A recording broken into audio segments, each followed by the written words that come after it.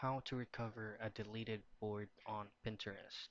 Now, this is a very straightforward and easy process to do.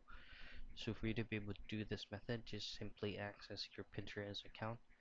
Make sure that you're fully logged into your personal account.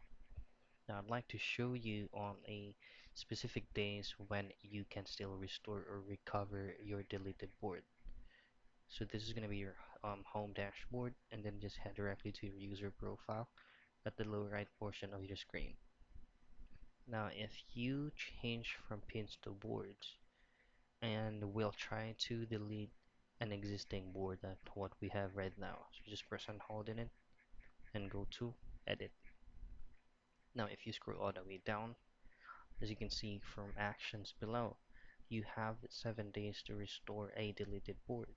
After that, it will be deleted permanently.